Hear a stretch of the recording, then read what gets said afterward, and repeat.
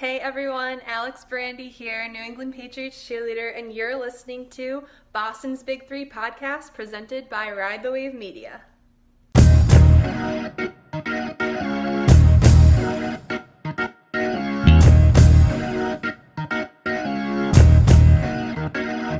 don't know how to start this without. I didn't know if we wanted this like a normal thing. All right, welcome back to episode 64 of Boston's Big Three, presented by Ride the Wave Media, sponsored by the Patriots Pro Shop. Head down to the Patriots Pro Shop in Patriots Place. You can catch a Jared Stidham jersey for about 75% off right now because Cam Newton is the new quarterback of the New England Patriots. And there are people out here saying Cam's here for the backup, Cam's here for the competition, Cam's here for this and that. We'll get into that. But from right now, we didn't sign Cam Newton for competition. We didn't sign him to have anything but a starting job, and that's my stance on it. So Stidham jerseys, they're like going for $15 at the Pro Shop now, and the Newton ones are coming in hot off the presses. I've spent the last, I'd say, 18 to 19 hours since this news dropped, giving everyone and their mother in my phone the Jordan shrug. Like, that's all I've been doing, because for the past 3 or 4 months, I've been campaigning and saying that Cam Newton will end up being a New England Patriot. And guys, guess what happened? Cam Newton's finally a New England Patriot. And it's still shocking to me, even though I told you guys it was going to happen. It still boggles my mind that we actually have a former MVP on this team. As soon as our MVP, Tom Brady, left for the Tampa Bay Buccaneers. Cam Newton is going to change the way we run this offense. And not saying that means he's automatically the starter, because I don't think Cam Newton's automatically in for this starting role. I disagree with you, Tyler. I have to. Because I think Cam Newton was not brought in to automatically be this guy. I think he was brought in to see what Stidham has inside of him, what he has, that inner dog, to see if he actually has that fight and the will to win a job over a former MVP and starting caliber quarterback. Bill Belichick's all about competition, all about gaining a competitive edge.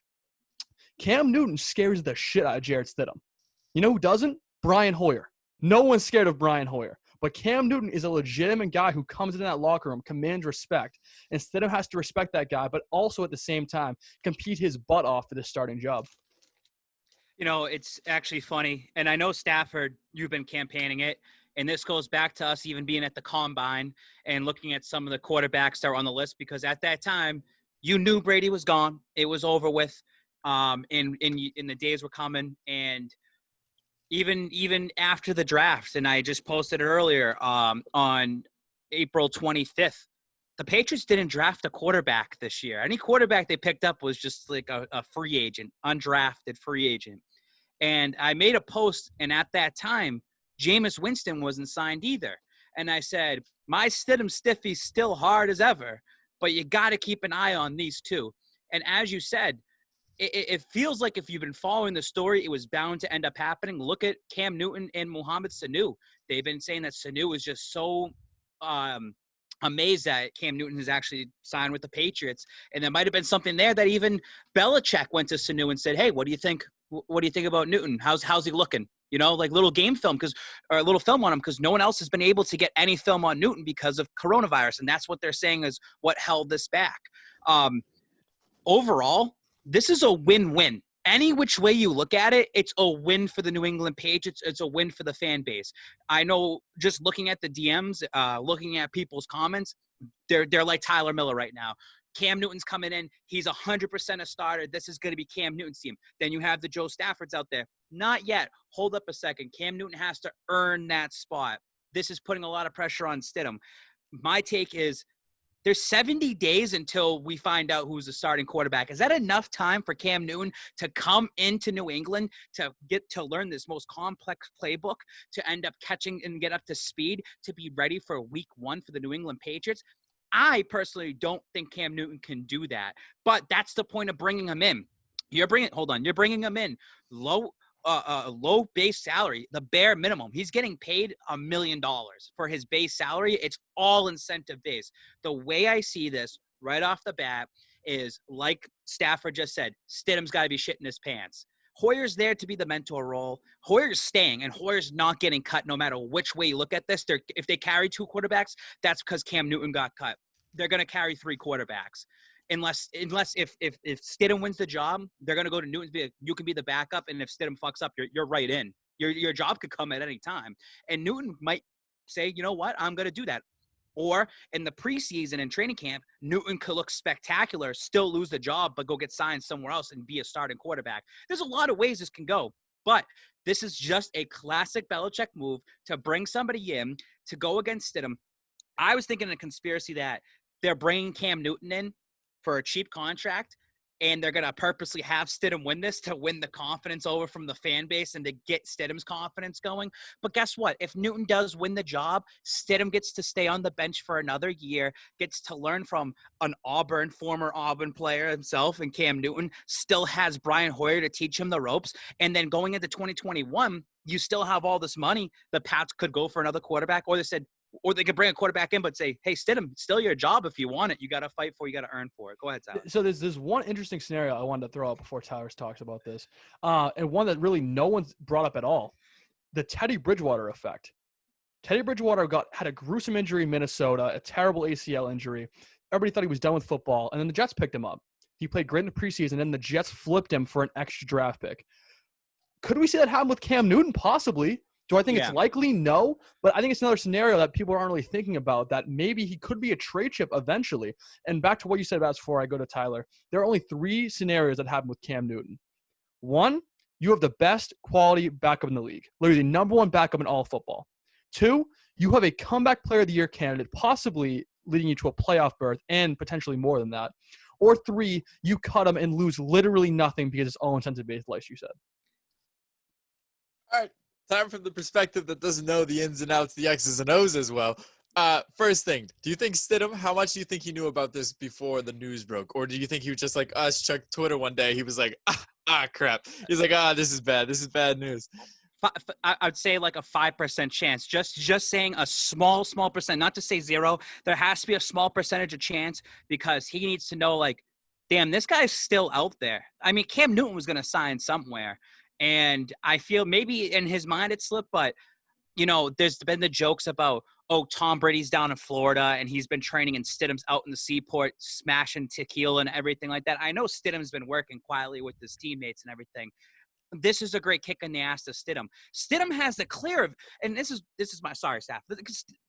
Stidham has the clear advantage here. He knows the playbook for the last year. He's been working with the team around him for this last year. How the fuck does Cam Newton just come in within 70 days and takes that over? And if he does that, that's an embarrassment to Stidham. This is Stidham's job to me to lose. And Belichick's going, you know what? Good luck, because I'm going to bring in a former MVP and go against you, and we'll see what ends up happening. Well, this is my second point. You said, how will Cam Newton learn the playbook so quick? Obviously, Bill Belichick's not going to change the entire playbook to tailor around Cam Newton. However, This is the first time that he's really had a mobile quarterback in the era, like we were talking about last week, when a mobile quarterback is hot in the streets right now, and he's built like a linebacker. So he's Tom Brady's size, like in his prime, like just big, burly guy. Maybe Tom is like that's the thing, Tyler. But he hasn't had anything to do with this yet. This could be Bill Belichick being like, hey, if Brady's a system QB, let's prove it. Let's change the system. How does Brady do in the new system? How do I change up my system? And they're going to 100% be petty towards each other the whole year. No. They can change. They can change the whole. Like if they had a system ready for Stidham, and Newton comes in and proves like he's the starter, they'll change everything for Newton. But in the small window in between this time right now of the 70 days, it's the 70 days of Cam Newton. They're not changing a thing for Cam Newton because he could be in and out. He could have nothing. And I think they're going to see how he can adapt to the Patriot way, Bill Belichick's system, whatever they have there. And if he shows any promise, yeah, he could take over as a starting role. If I learned one thing from this whole thing, it's that Charlotte, North Carolina hates paying their really, really generational, talently based athletes. Come to Boston. I have one thing about the playbook aspect of this, though. So you saw in 2014, really the only time, or 2015, the only time where we saw a quarterback play for extended period of time without Tom Brady on the team during his suspension. When you had Jimmy Garoppolo for 2.5 games, then Jacoby Brissett finishing out. You saw a lot of read option sets within that time frame. They're not wicked mobile guys. Like Jimmy Garoppolo can move a little bit, and Brissett can as well. But they're not Lamar Jackson. They're not Patrick Mahomes. They're not some of these more elite rushing guys. So when you take a look like that, and you bring in a guy like Stidham, who is mobile, like he's shown throughout his college career, even in the preseason, that he can run the ball. They're going to incorporate that regardless of Cam Newton or not. So even if Stidham does go down with an injury or he doesn't play well, Cam Newton's going to slide into that system seamlessly anyway. So that's what I was going to say to you, Stafford, is let's say that Stidham wins the starting job. What if he goes and says, Stidham's playing 70% of the game and you're playing 30% of the game? Like, you're still going to be playing. Like in college. We don't know. I think Belichick would hate that idea, but I think McDaniels would love that idea. Yeah, and it's and we kind also of a power struggle. We also don't know what the incentives are yet, and once the incentives come out, that might tailor to be more realistic of how they would end up using Cam Newton. And I think that I know I'm reading a lot of people are kind of dumb and they're saying we just wasted $7 million on Cam Newton. He's signed for $1 million, and we don't even know what like the signing. I kind of hope we wasted $7 million then, because that means he had every incentive. Yeah, exactly. Like, I'll drop $7 million for that. But I want to see what those incentives are and if they're reachable for this upcoming season. Go ahead. I want to pull something. We were gonna have. I'll pull it up now. We were gonna have Jay Lassard on here today. Jay, the Pats fan. He couldn't come on today. I wanted his thoughts to chime in. I know he would love to come on here. So he said this. Normally, it's said if you have two quarterbacks competing for the starting job, then you don't have any starting quarterbacks. But this is different. I don't think Cam signing means they don't trust him. I just don't see how you don't take a flyer on a former MVP willing to come play for you this cheaply. If it works out and Cam plays and balls out, it's a steal. If not, we roll a steady as planned. Either way, this is a rollover year until next year when we have cap space. Also, Jay said, none of this matters because I still don't see sports happening. And he says, mostly I'm just mad because I have a jersey from the Patriots that's a number 1. He's a Lassard jersey, number 1. And he says, if Cam takes that away from me, I'm going to fight him. and I'm saying this right now too. I've sparked this debate on Instagram. I don't think Cam Newton wears number 1. Wears number 12. You're right. Yeah. But I'm saying he doesn't wear number 1. Now, I'm pinning it more on Pat the Patriot, and he wears number 1 since 2002. And then people are, well, Arizona has their mascot, and Kyler Murray wear the same number. Miami, this is different. This is the New England Patriots.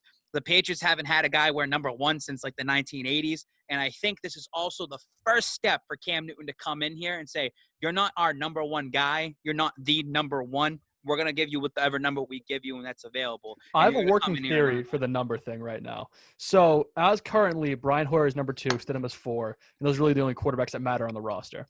My theory is that Cam Newton pays Brian Hoyer for number 2 because he wore it at Auburn, and then Hoyer goes back to number 8 he wore in the Patriots during his first tenure. I think that makes a lot of sense. I think it does too, and that's something that Hoyer would have no problem getting like $50,000, $20,000, and Hoyer doesn't care about the number. Hoyer's there to be like a mentor and a coach, and it would be fun. And that's the thing. It's a win-win because if Stidham's the starter, if Newton the starter, it doesn't matter. Those 3 together are beneficial. Pats fans should be happy.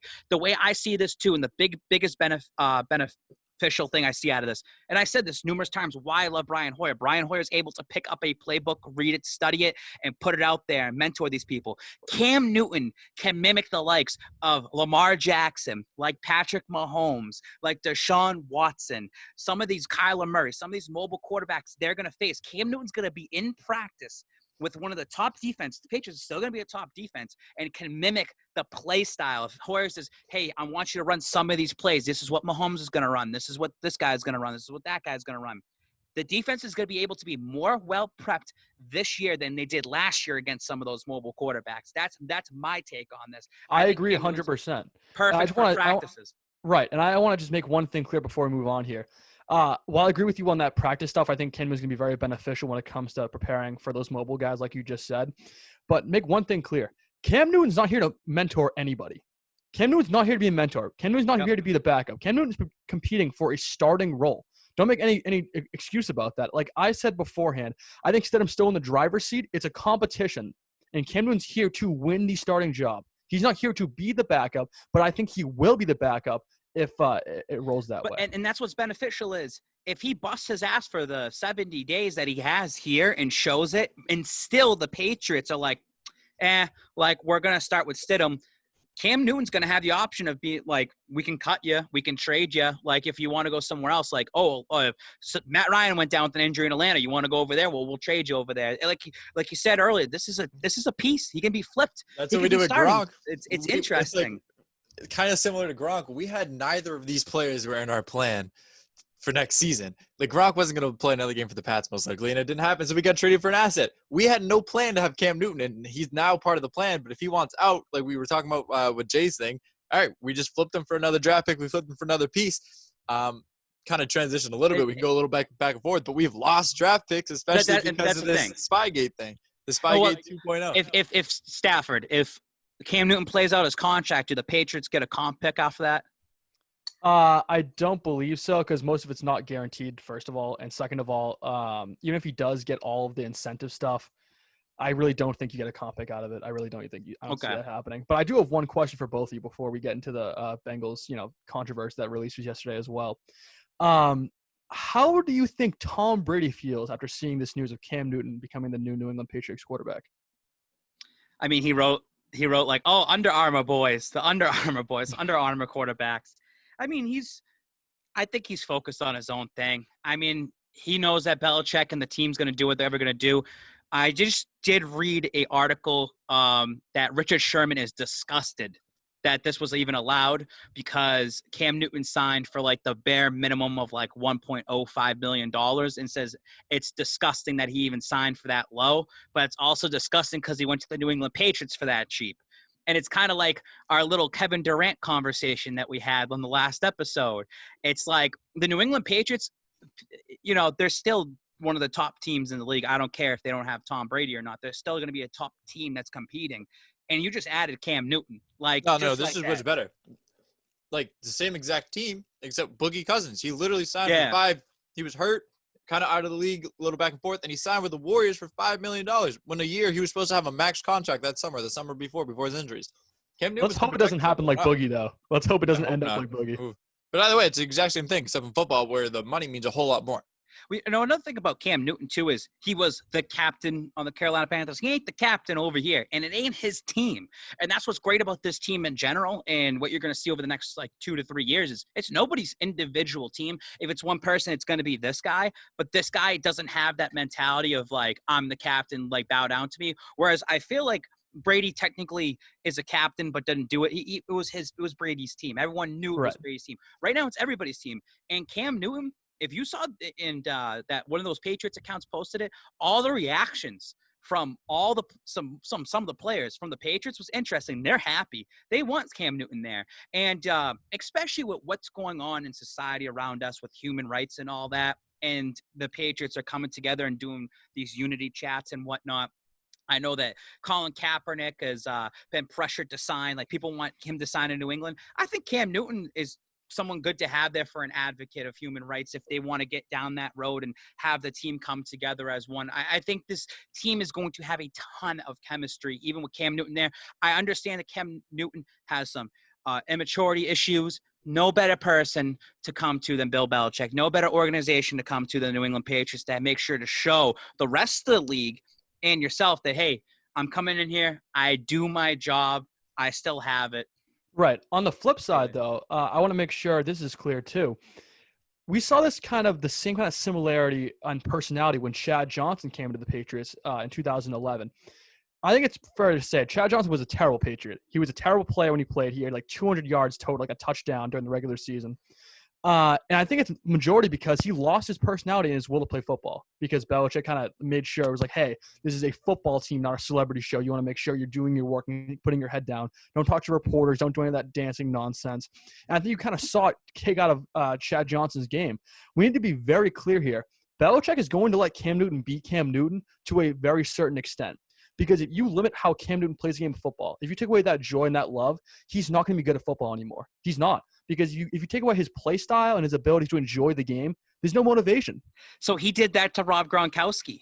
And he kind of took some of that away from him. And I think that's why Gronk was I kind of want to get out here. Football's not fun anymore. Mm-hmm. And he did that to someone of Tom Brady. Everyone that comes in here becomes some sort of robot. And I think that's going to be very interesting to see how does he limit Cam Newton? How much can Cam Newton express himself to who he is? And the whole dancing mantra and all that. It's Cam Newton last year when he got out there on the podium after one of the games, when you just said for the love of football, and I don't think Cam Newton loved football anymore. I think he's just been so banged up, and I felt like he was almost going down the Andrew Luck type of role of he might just get out soon. and call it quits. And some said if Cam Newton does not win the starting job in New England, Cam Newton might retire. Cam Newton might not really have it anymore. And that's what's interesting. If Cam Newton wasn't posting consistently over this offseason about all his workouts and he's listening to choir music working out, first of all, if you're listening to choir music working out, you're a freak. Like, you're an absolute freak. You're a different breed.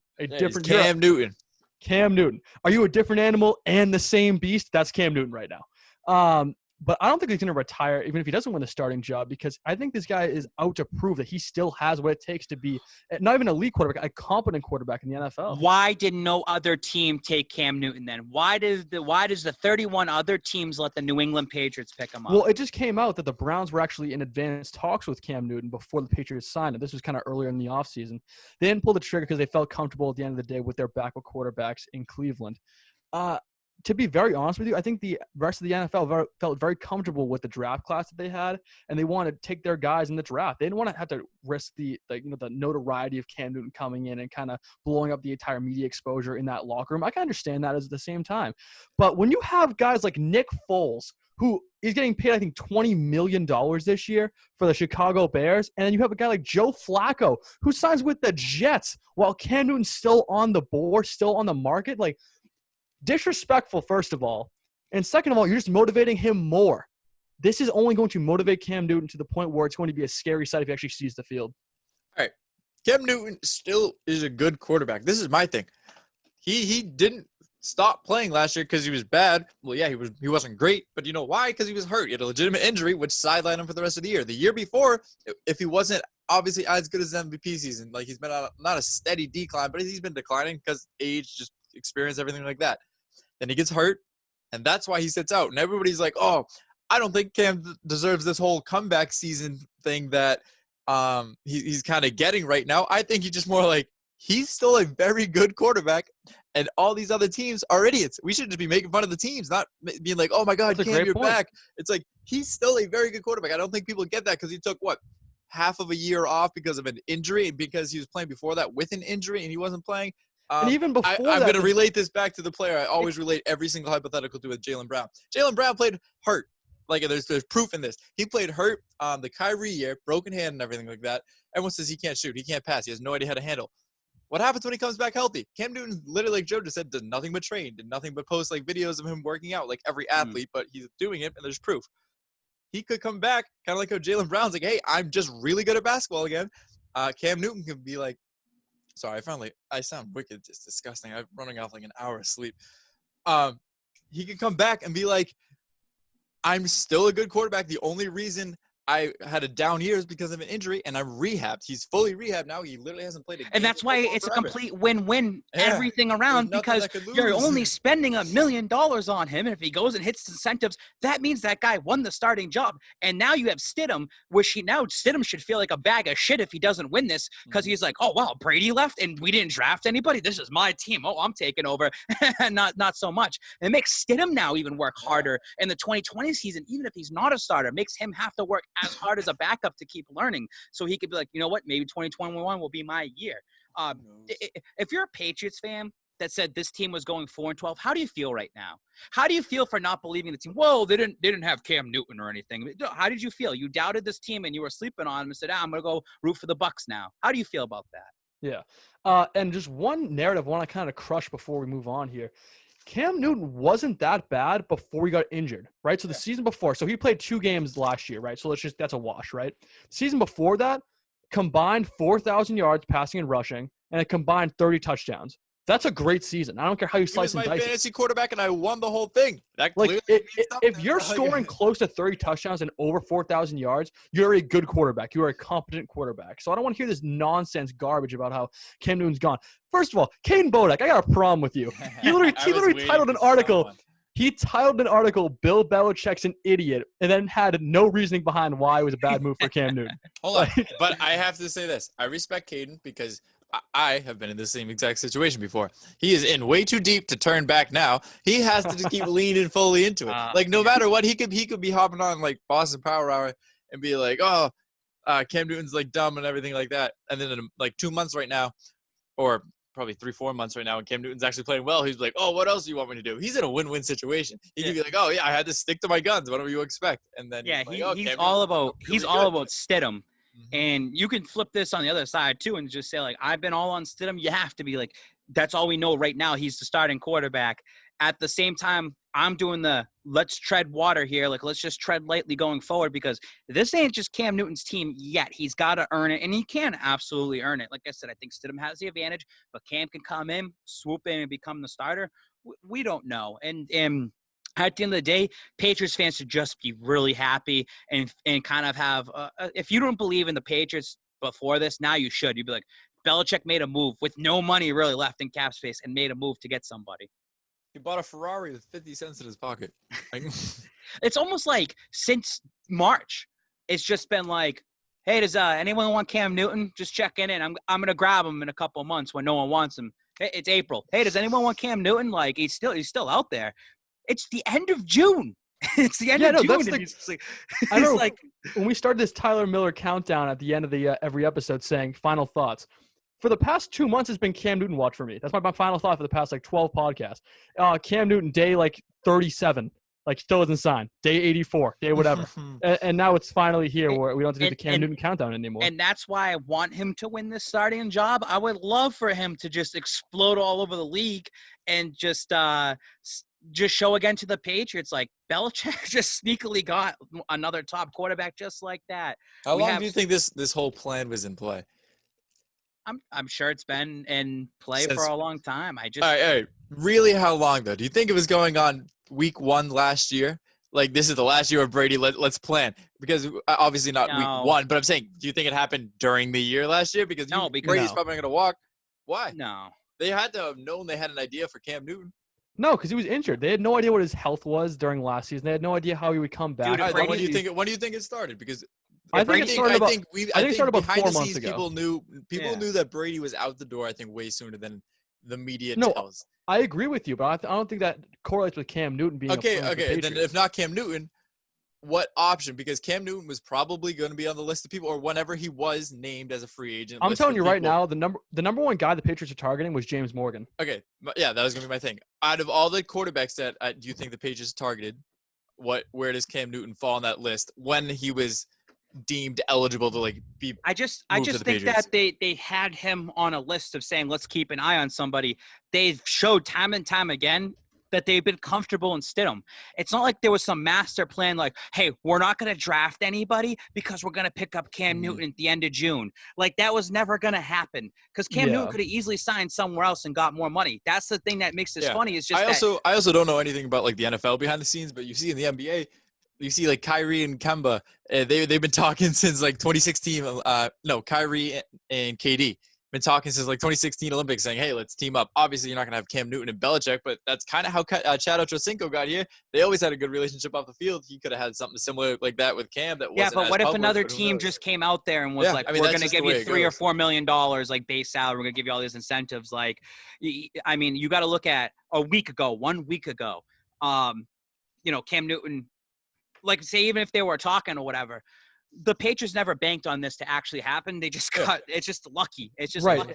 It's again, the fact remains though, Cam Newton wanted to come to the Patriots. This came out about a month ago. There was reports going on for a week straight saying Cam Newton wants to go to the Patriots because he wants to compete for a starting job, and very few places in the NFL offered that to him right away. So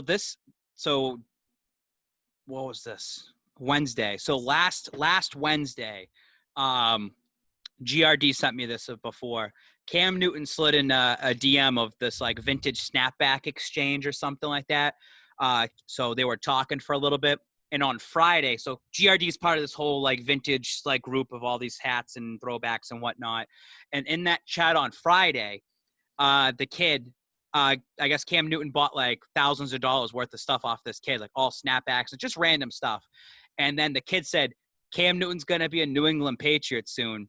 And then GRD wrote to him and goes, you're a donkey, you're an idiot. And everyone laughed at him, and look what happened. So there's obviously been some talks for probably a week now or even longer that, hey, we're going to probably go after you here. If you're still there, we'll take you. If not, sorry, just keep your options open. Back to what Tyler said, because that is kind of a good segue here. for the Patriots hierarchy of where they had Cam Newton wanting to sign or where they wanted to acquire him. Like I said earlier, James Morgan was very high on their board during the draft. I think Jalen Hurts was their original contingency plan. I think if he dropped to the third round, they would have taken him. Obviously, that didn't work out. The Eagles jumped them in round 2 a little bit early, and Morgan was gone before they could get him in the 4th round. And then once the draft concluded, they were looking at all their options. They weren't going to sign Flacco ever. That was never an option. Flacco was never going to be a guy for the Patriots to sign. So just process of elimination wise, he's probably was third on their entire list to try to acquire a quarterback. And it's kind of amazing that it's now the end of June and we get a former MVP as the third option on our list. Okay, but also back to this point, you was it during the season when they said or maybe do you think it was like when they got rid of the Panthers coach, because Cam's been public about not agreeing with the Panthers and organization sometimes about what their decisions are when they got rid of Rivera, especially. Do you think behind the scenes they were just kind of like, hey, you're done, and the word could travel like that and be like, hey, Cam Newton's not going to come back to the Panthers, whether he's hurt or not? Maybe someone from the Patriots, because they know Brady's gone, they slide in. I think this goes deeper than I think this starts last season. During the football regular season, and how true it comes to that. Yeah, like how legitimate plans were being made. Probably very little. It's just how does Sanu and Cam Newton know each other? And I want to know more about Sanu when he was trying to. Same division. They play. He played the Falcons for years. For 4 years. So how long has Cam Newton and Sanu knew each other? And maybe that has something to do. I'm trying to track back here, Tyler, for you, and maybe that has something to do with that. Where Belichick went to Sanu and said, "How's this guy looking? Let me see some of his videos. How do you feel about that?" Because now if Cam Newton's the starter, he's got Sanu as a receiving option for him, and he's already starting to work with him. So, and I think with Sanu coming in too, don't forget, Belichick spent a second rounder on him. I think Sanu means something. He's not just a throwaway receiver. Everyone just thinks that we should just dump Sanu. No, I think he means something. So I'm sure there's been something there. It's just timing. Everything has to work on the timing. Could be not more impeccable than what it is. End of June, you sign him for $1 million with all these incentives. And then the rest of the league is like, I can't believe this. Well, why don't we all sign him? It's another example of Belichick just playing chess. Everybody else playing checkers. Like, it's just how it works. And it's been happening for so long. You would think just any team would just save the rest of the NFL, just the pain of the Patriots getting this guy and just signing him. And that's what I don't get. It's kind of like, if you're a Patriot hater, like, what can you even say about this? It's not like the Patriots cheated their way in getting Cam Newton. They just literally just fell in their laps. It's just like, does anybody want him? He's right here. Like, does anybody want him? Because we're going to take him. We're going to take him. The New England Patriots going to take Cam Newton. Does anybody want him?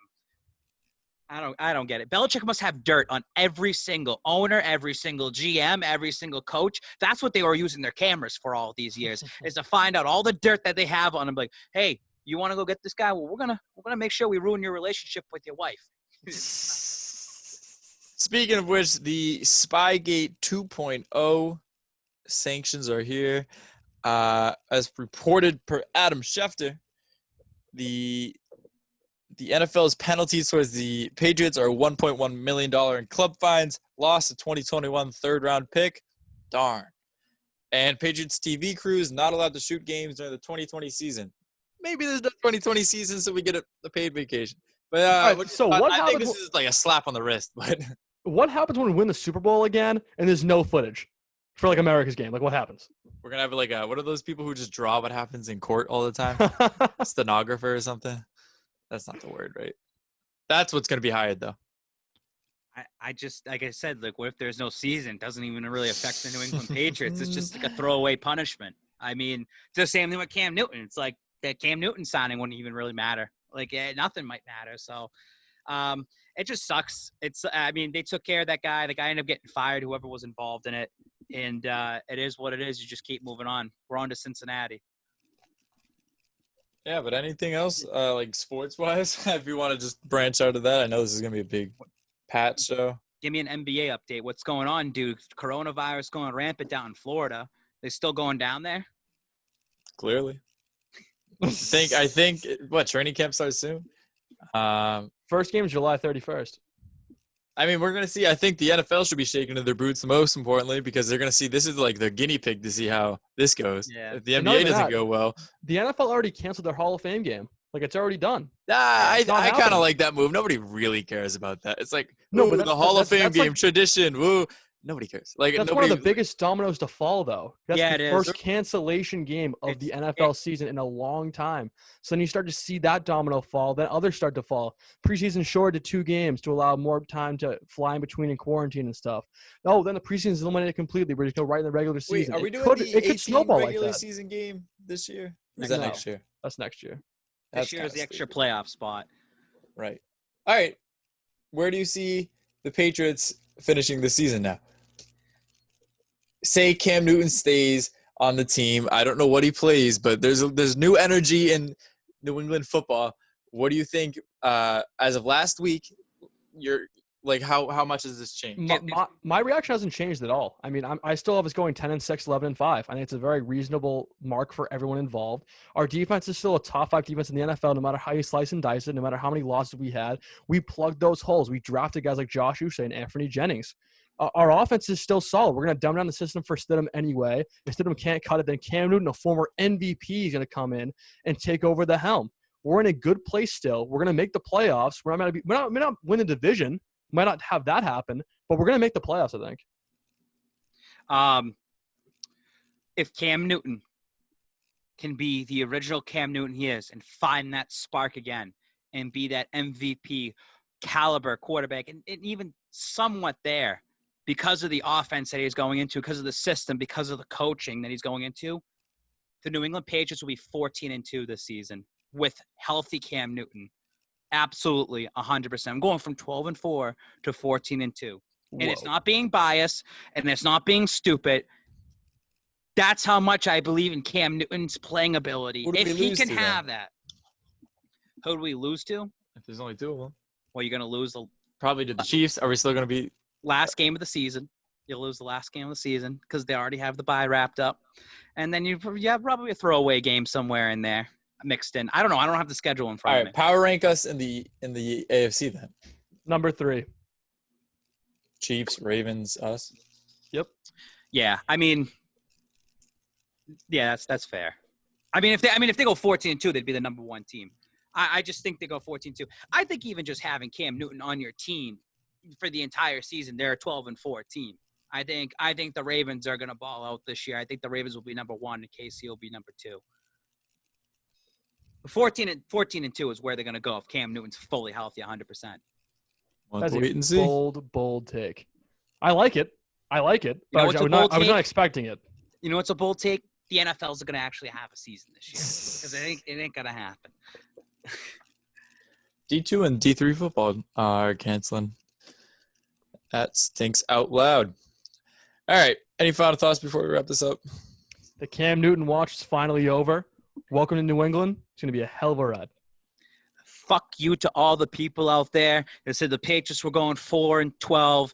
Everyone banking on one like a quarterback. You lose Tom Brady, the team's not going to be good anymore. All of a sudden, you get Cam Newton. Oh, the team's going to be so good. The team's going to be good no matter which way you look at it. What they have Cam Newton, they don't have Cam Newton. No matter what, football's back in New England. Everyone's been down and out for the last couple months. And this is an exciting time to be a Patriot fan. You're heading into the unknown, but now you got a former MVP there to battle against Stidham. The new hottest thing in the streets in Boston, Massachusetts is texting family and friends hieroglyphic Cam Newton style. The amount of tweets I've seen like that. So if you're doing that, hey, I put out a tweet like that today. I mean, I've always respected it. If you're one of those people who said, this is the stupidest thing in the world, why is he doing this? He's doing the most. But now he's on the Patriots and you start to type like Cam.